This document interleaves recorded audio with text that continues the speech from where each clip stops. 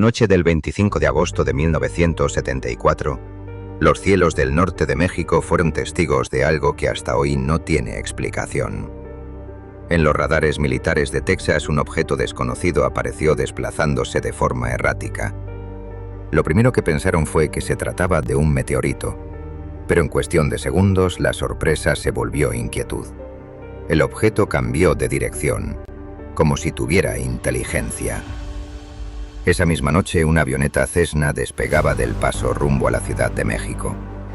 Ambas trayectorias se cruzaron y en algún punto del cielo nocturno colisionaron. Desde Estados Unidos se rastreó el punto exacto del impacto. Al otro lado de la frontera, los habitantes del pequeño pueblo de Coyame afirmaron haber escuchado una explosión sorda y ver luces intensas en el cielo. Era el desierto, sí, pero algo no encajaba. El ejército mexicano reaccionó de inmediato y llegó primero al sitio. Lo que encontraron parecía una escena sacada de ciencia ficción.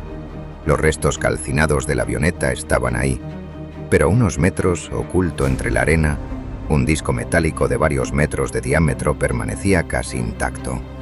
El frío que emanaba era antinatural, y aunque parecía inerte, algunos soldados dijeron sentir un zumbido, una especie de vibración que les hacía doler la cabeza. No se reportaron tripulantes, ni cuerpos, solo el artefacto, como si hubiera llegado solo, o como si hubiera perdido a sus ocupantes en el trayecto. Mientras los militares mexicanos cargaban los restos en camiones, un convoy de Estados Unidos sobrevolaba la zona con aviones sin permiso. La tensión era palpable, y entonces, el silencio. Horas después, los estadounidenses ingresaron sin autorización. Lo que dieron los dejó marcados. Los vehículos mexicanos estaban detenidos, y los soldados muertos. No había sangre, no había señales de lucha, solo cuerpos inertes con los ojos abiertos, como si hubieran sido fulminados por algo invisible. Una sustancia química, radiación, alguna tecnología que no entendemos. Los estadounidenses actuaron rápido. Extrajeron el objeto, lo envolvieron en lonas y lo subieron a un helicóptero. Usaban trajes de protección. Luego, destruyeron todo. Restos, vehículos, rastros. Volaron el sitio para borrar la escena. El caso nunca fue reconocido oficialmente. México lo registró como el choque de una avioneta de contrabando. Estados Unidos simplemente no habló.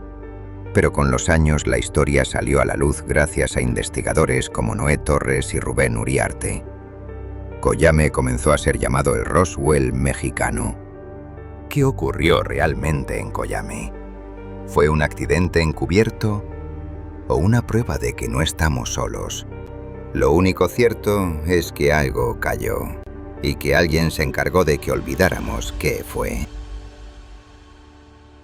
Octavio Ocaña era más que un actor.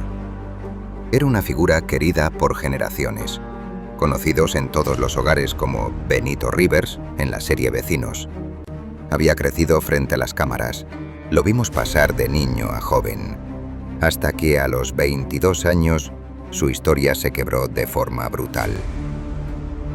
El 29 de octubre de 2021, Octavio conducía su camioneta por el Estado de México.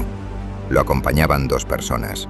De pronto, patrullas municipales le marcaron el alto. Lo que ocurrió después fue una persecución que terminó en un choque, pero eso no fue lo más grave. Octavio fue hallado con un disparo en la cabeza, dentro del vehículo, sin señales de fuego cruzado, sin balas externas. Solo él muerto. La versión oficial fue inmediata. Dijeron que el propio Octavio se disparó por accidente tras el impacto, que portaba un arma, que estaba bajo el efecto de alcohol y drogas. La fiscalía cerró el caso rápidamente, pero esa explicación no convenció a nadie. Los vídeos grabados por testigos tras el accidente mostraban a policías rodeando la camioneta. En una de las grabaciones, un agente toma a Ego del asiento y lo esconde en su bolsillo. ¿Evidencia? ¿Un arma sembrada? La opinión pública estalló. Las redes se llenaron de preguntas, de dudas, y la familia de Octavio también. Su padre, visiblemente afectado, declaró que su hijo no estaba armado, que no había razón para huir. Señaló directamente a los policías como responsables. No fue un accidente, dijo. Fue una ejecución. Con el paso de los días, nuevas piezas surgieron. Vídeos antiguos mostraban a Octavio en fiestas, consumiendo sustancias. Y algunos medios comenzaron a pintar un retrato problemático del joven. Pero eso para muchos fue una estrategia. Desviar la atención, desacreditarlo. En 2023 la familia logró que se realizara un peritaje independiente. Los resultados fueron contundentes. Octavio no tenía rastros de pólvora ni residuos de disparo en sus manos. La trayectoria de la bala indicaba que el disparo vino desde fuera del vehículo, y el calibre no coincidía con el arma presentada por las autoridades. Eso cambió todo. La nueva hipótesis era escalofriante.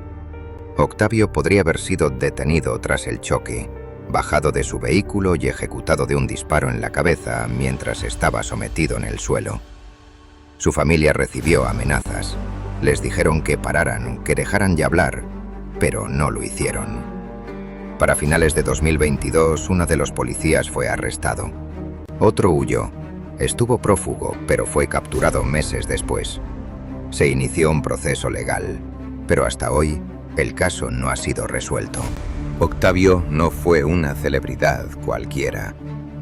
Era alguien que la gente sentía como suyo. Su muerte dejó un vacío, un sabor amargo y una sensación de que detrás de todo hubo mucho más de lo que las autoridades quisieron admitir. ¿Fue ejecutado por policías? ¿Fue víctima de abuso de poder? ¿O fue un joven envuelto en una situación que se salió de control? Hasta hoy lo único claro es que su muerte fue todo menos un accidente. Y mientras la verdad no se diga en voz alta, este caso seguirá siendo uno de los misterios más dolorosos de la televisión mexicana.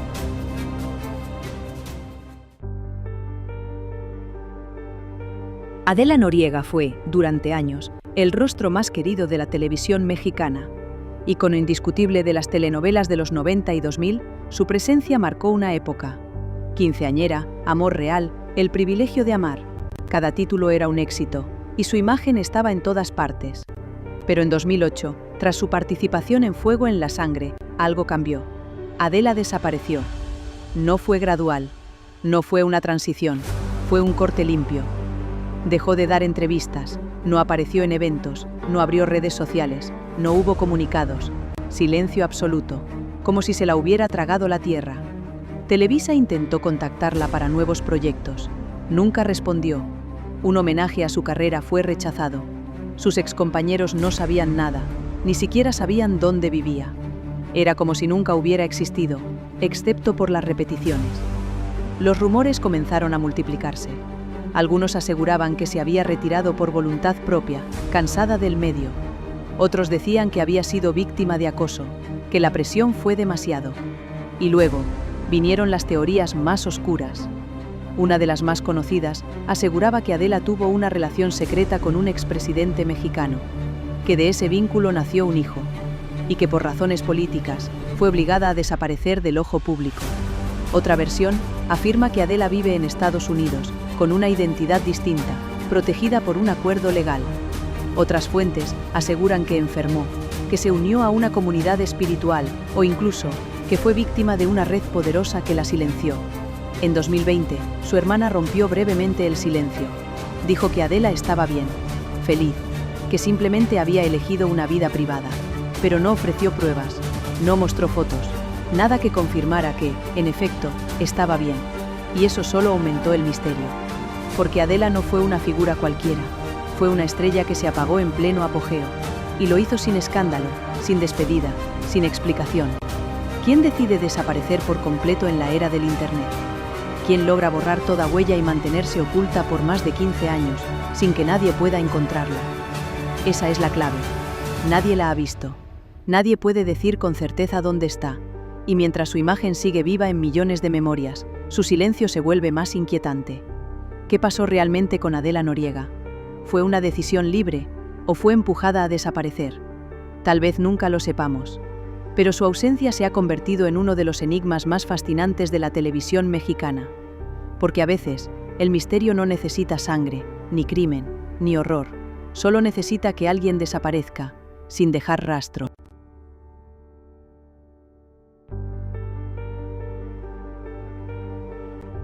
Marzo de 2009.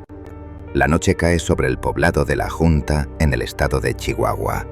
Un joven conductor recorre la carretera desierta cuando algo lo obliga a frenar. Lo que ve frente a él no tiene explicación. Una figura oscura, alta, más de 2 metros, de aspecto humanoide, pero con alas plegadas. Ojos rojos intensos, brillando en la oscuridad, lo miran fijo. Y entonces, sin previo aviso, vuela hacia él. El joven arranca, pisa el acelerador, pero la criatura lo persigue, golpea el techo del auto, se posa sobre el cofre. Durante kilómetros trata de deshacerse de esa cosa que parece sacada de una pesadilla. Cuando por fin llega al pueblo, el ser desaparece, como si nunca hubiera estado ahí.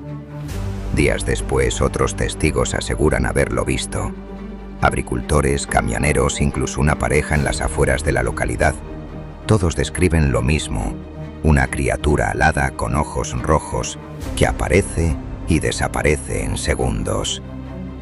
Y entonces algo más sucede. Esa misma semana se detecta el primer brote de gripe A H1N1 en México. En menos de un mes el virus se expande. El país entra en alerta sanitaria. Miles se enferman. Y el miedo se apodera de todos. ¿Coincidencia? ¿Casualidad? Para algunos no. La leyenda del Mothman, el hombre polilla, nació en Estados Unidos en los años 60, en Point Pleasant. Una figura similar fue vista por decenas de personas antes del colapso del puente Silver. 46 personas murieron. Y desde entonces la criatura ha sido considerada un heraldo de tragedias. ¿Es posible que una entidad similar apareciera en México? ¿Una especie de aviso sobrenatural antes de un desastre? Algunos investigadores de lo paranormal lo creen. Dicen que no se trata de un ser físico, sino de una manifestación interdimensional. Un eco de algo que va a suceder, un presagio. Pero otros más escépticos creen que fue histeria colectiva. Que en tiempos de incertidumbre la mente juega trucos, que el miedo crea monstruos, incluso donde no los hay.